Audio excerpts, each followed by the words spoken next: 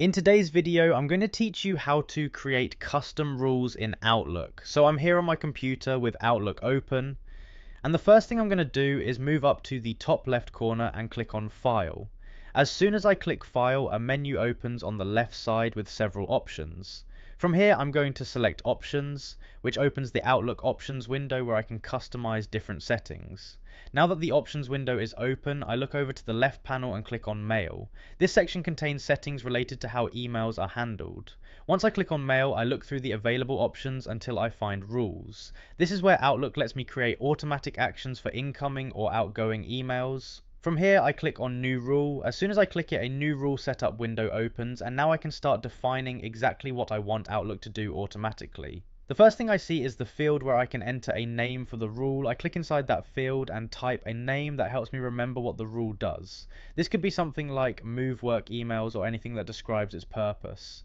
Now I move down to the section labeled Add a Condition. I click on it and Outlook shows different conditions I can choose from. I select the condition based on what I want. For example, this could be emails from a specific sender or emails with certain words. Once I choose the condition, Outlook will use that to identify which emails the rule applies to. After that, I go to the Add an Action section, I click on it, and now I select what Outlook should do when the condition is met. This could be moving the email to a folder, marking it as read, or another action depending on what I need. Once I select the action, the rule now has both a condition and a result. I also see the option that says stop processing more rules. If I want this rule to be the last one applied to matching emails, I check that box. This helps prevent other rules from affecting the same email afterward. Once everything is set, I move down and click Save. As soon as I click Save, the rule is created and becomes active.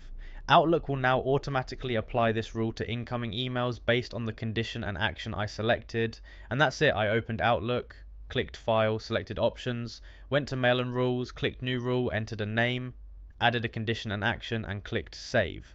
Outlook will now automatically manage email mails according to the custom rule I created.